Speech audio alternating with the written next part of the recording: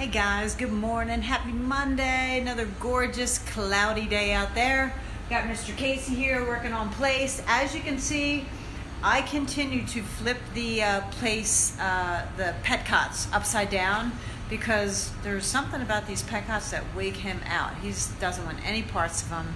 So for the time being, they're just going to be upside down. No big thing. By the end of training, I will graduate them to bath mats. Good morning. So it's not a big deal that he is on a pet cot all of the time. And if you don't have one and you were thinking of getting one, just wait to see how training goes. I think in the end he's going to be happy with the pet cot. But I'm just, going to take it baby steps with him. Today he learns e-collar. He's been wearing the e-collar for ever since he's gotten here. He's had it on just for any crate shenanigans, but we haven't actually used it yet. And we started teaching today. He's out of 100 levels on this. He's at a level 3 right now. He feels 3, and it helps him to follow through on commands.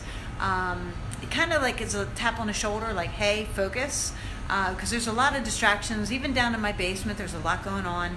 There is definitely a lot going on in his head. Very insecure guy, very.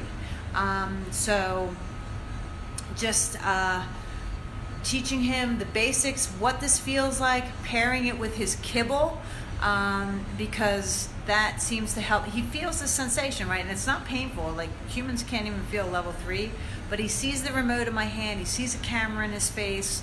I did a video earlier which for some reason didn't upload to Facebook, but he was wigged out by the camera. He was wigged out by this. He kept looking at the thing in my hand. So I'm pairing everything with food just to make it like a good experience, because this is just a conditioning process. And this e-collar, once he learns the e-collar and learns all of his commands, this is what helps him to learn the fastest.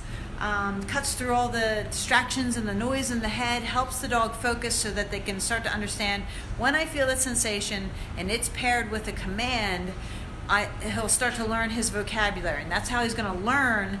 But in the end, the tool is just a seatbelt. He'll understand his vocabulary. You'll be using mostly verbal commands with him when he comes home. If he doesn't listen for whatever reason, if he's blowing you off or there's a lot of commotion or the mailman comes, UPS comes, you're going to use this to help him focus so you can get him to do what you want. But in the end, it's all mostly verbal on this. Again, he's just wearing this 24/7 when you're with him in case he doesn't listen. And especially because you know when he's going to bite, and you're going to interrupt him before he ever gets to that escalated state of mind. So this is what we're doing. Let me just put the camera on him for a little bit.